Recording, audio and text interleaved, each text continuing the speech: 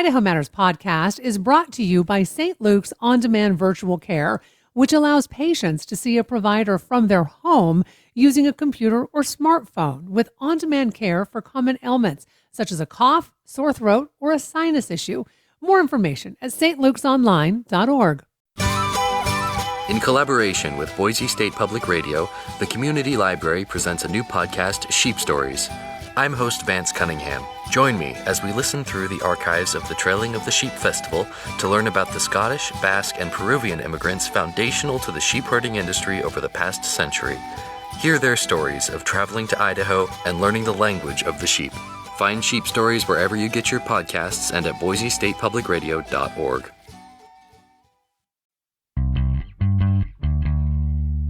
From the studios of Boise State Public Radio News, I'm Gemma Gaudette. You're listening to Idaho Matters.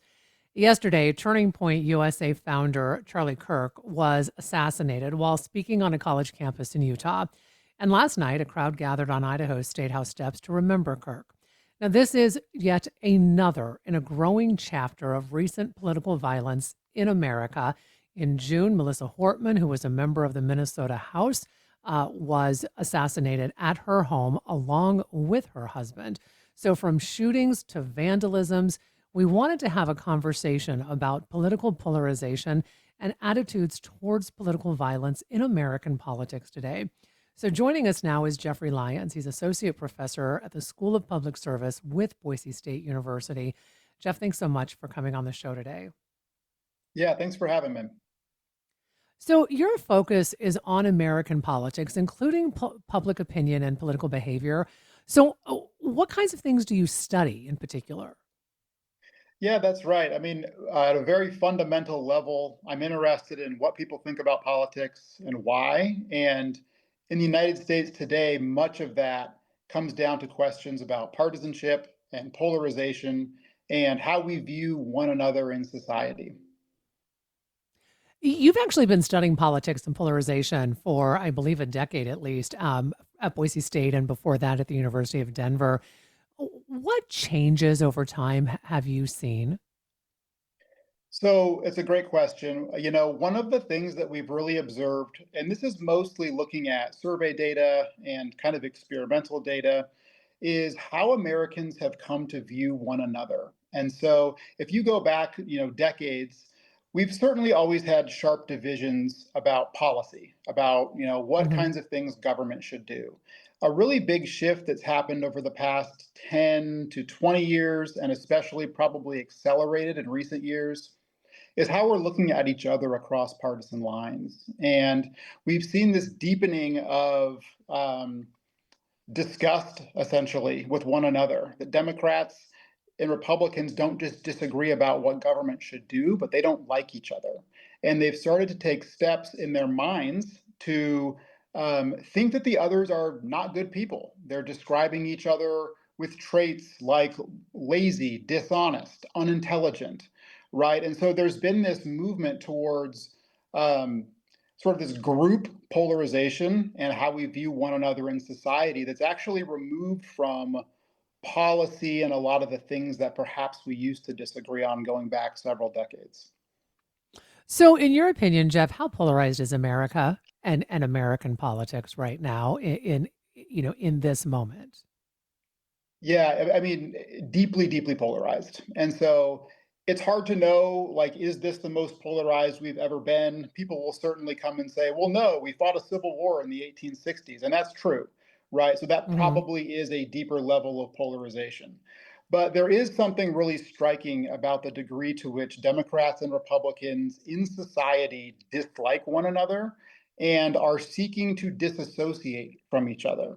And so we've got really interesting data about the extent to which you would want to live with or have a personal relationship with somebody of the other party.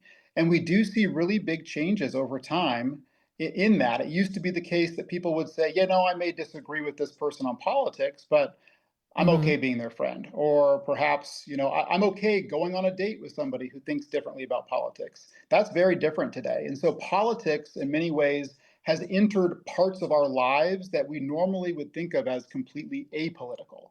And so to me, that's a pretty deeply held level of polarization. Listening to you speak takes me back to the campaign for the 2008 presidential election between the late John McCain and former President Barack Obama. And I think many of us have seen that clip where John McCain is at a town hall and a woman stands up and she basically starts demonizing Barack Obama. And John McCain stops her and says, wait, he is a good man. He's a very good man. And he says, we may disagree politically and we may not see things eye to eye politically, but you need to understand that this is a good person. And thinking back to that, that was how politics, at least as when I was coming of age, was. And we don't see that anymore. Do you think there's a way to get back to that where you can disagree politically, but always kind of know that no matter who's in charge, that they have the best interests of the country at hand? So I sit here just I befuddled by a lot of this in a way. I totally agree. And I've seen that same clip. And I think you're right. I think when a lot of people see that clip of John McCain from 2008, it does sort of highlight a very stark contrast to where we're at today, right? That was almost like perhaps one of the last moments of the old era of sort of partisan politics. And not to say that it hasn't Mhm. occurred in certain places and at certain times since, but yeah, that really strikes a chord with a lot of folks because that is the system that many of us knew growing up. But to your question about like, is there any hope and what do we do about this?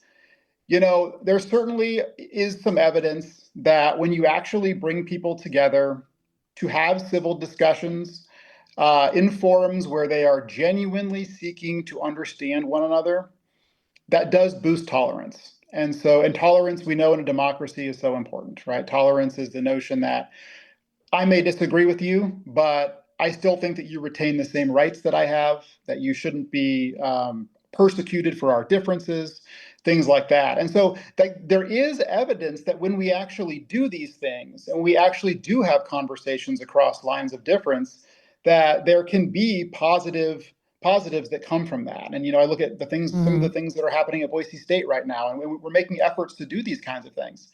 Um, that being said, I would argue that these things are happening less and less and less in our society as we drift apart, right? So this polarization, and like I said earlier, it's pushing us to want to disassociate from each other at a social level. We know that Democrats and Republicans don't want to date one another. We know that they don't want to live in a lot of the same places. There's evidence that Democrats and Republicans will discriminate against one another in the employment setting, right? So Hmm. so the places where we perhaps in the past have come together across lines of difference and said, hey, we may not think the same things about politics, but I know who you are as a person, and I know that you have a good heart, and I know that you mean well. Those places are just becoming more and more scarce. I want to turn now and talk about attitudes towards political violence in American politics today. Um, from kind of a broader view, what is your research showing you? Yeah, so there's research in political science, and I will also preface all this by saying it's a source of debate. There's sort of a debate about how do we come to understand what Americans think about political violence, and not to get too in the weeds of survey research, but a lot of it comes down to how you ask questions. And if you Mm, ask sort of broad questions to Americans, and you say things like, in general, do you think it's ever justified to use violence for political reasons? Something along those lines. You can get up to perhaps 20% of Americans saying that, yeah, in some cases it may be justified to use violence. mm, That's a pretty high number, really, 1 in 5, right? Now, on the other hand, if you ask very pointed and specific questions, and you ask things like, do you think it's acceptable to, physically harm somebody for having different beliefs, you're going to see much lower numbers. You're going to see people, 2, 3, 4, maybe 5% of people thinking that's okay. Again, still can be non-trivial numbers when it only takes one or two people, right? So there's an academic debate around acceptance for violence, but there certainly is a perception that perhaps these numbers are a little bit higher than we would hope them to be. So, as I continue to digest what happened yesterday, um, from a personal standpoint, it's impacting me in a way that I was not expecting. Um, and I feel as if I'm hearing that from numerous people. It doesn't matter what side of the aisle you're on.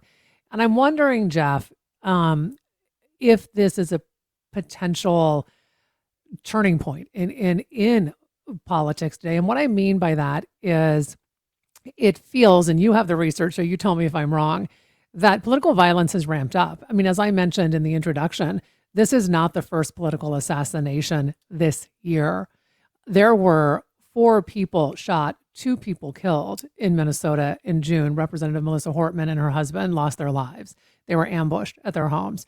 The governor of Pennsylvania, his home was set on fire, right? Governor Gretchen Whitmer, there was a plot to kidnap her, right? And do God knows what, if that had been successful. There were attempts on President Trump's life, 2 assassination attempts on his life. So I am sitting here grappling, and I don't think I'm the only person, as to why this almost feels different, or why are we paying so much attention to what happened yesterday? I mean, is it because there's so much gun violence, right? It happened on camera. So many of us saw that video.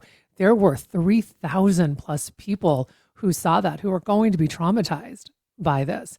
So I'm just curious, what, from a research standpoint, from a political science standpoint, what we're seeing, or is there a shift happening? Yeah, I mean, I think I share a lot of your sentiments about how this, I mean, all of these events have been awful, right? And there's really no universe in which anybody should, right, think they're anything other than that. Mm-hmm. But this one, to your question of why does this feel different, I think it's sort of the things that you highlighted, perhaps, which is the very public nature of this. The fact that it's on video, there were multiple people in attendance. And it's not to trivialize any of the other events whatsoever, right? But I think the fact also that you're talking about somebody who's been in the public eye in a very public way. Charlie Mm-hmm. Kirk was here at Boise State last spring. I was teaching a class during the time that he was speaking and discussing things with students, and had a number of students attend his event. So that sort of personal contact, I think, also changes this a little bit. I think also the fact that he's a young person who has a young family, right, really strikes a chord with a lot of people who are talking about his wife and his daughters, right? And so, again, I'm not trying to trivialize any of the other things or anything like that, but I think there's a lot of elements of this that are especially shocking to a lot of people. When we look historically at political violence in our country, when we see a ramp up in political violence, as I think we can arguably say we've seen in the last year, 18 months, does something like what happened yesterday calm things down?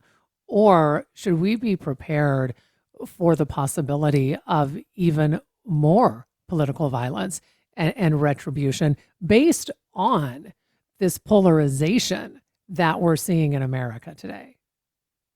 Yeah, that's a great question. And to be perfectly honest, I don't know what we should expect to see following this. You would hope that a lot of the things that you've seen people from across the aisle, right, sort of sharing messages of unity about this particular event, and you would hope that that does trickle down to the people and to folks who otherwise might be considering doing things like this. That's what you would certainly hope. With that said, we haven't seen a whole lot of evidence of anything decelerating our rates of sort of polarization and animosity across lines of partisan difference. So that side of it does not give me a ton of hope on this front, but it's really hard to say. I think we, on some level, have to choose to be optimists and really hope that Seeing public figures from across the aisle, regardless of their political persuasions, denouncing this and talking about how this has no place in a functioning democracy would help. But yeah, I think we'll have to just wait and see. Mhm. Well, and it's one of these things too, where I think when we see things like this happen, um, it doesn't make anyone safer who speaks up, right? No matter what their rhetoric is, whether you agree with their rhetoric or not, whether it's, some can say hateful rhetoric, whatever. It feels as if, well, is this the end result? If someone dares to use their First Amendment right and speak up and speak out, and I'm curious as to historically what we've seen when it comes to something like this. Yeah, I mean, I don't know off the top of my head if there's been like an 18-month period or a 2-year period in American history Hmm. where we've sort of seen this number of high-profile events. The nature of our media system today can serve to amplify things like this that Yeah. occur. So it may well be that there was a period like this in the 1800s or in the 1920s or something. It simply doesn't reach people in the same way as it does today, where people instantly know what happened and are watching a video of the event.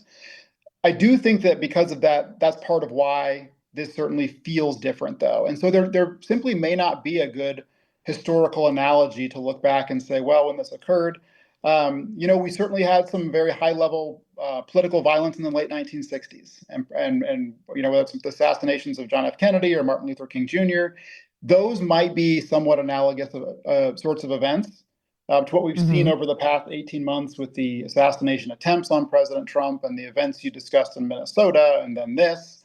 Um, but it really kind of remains to be seen. Yeah. Well, I really appreciate you taking time. I know how busy you are, and I appreciate the conversation. Maybe by having the conversation, we can start having more conversations in public, and maybe try to bring some civility back to these conversations. So I appreciate your time today. Absolutely. Thanks for having me. We've been talking with Jeffrey Lyons. He is associate professor at the School of Public Service with Boise State University. We've been discussing political polarization and attitudes toward political violence in American politics today. This is the Idaho Matters podcast. I'm Gemma Gaudette.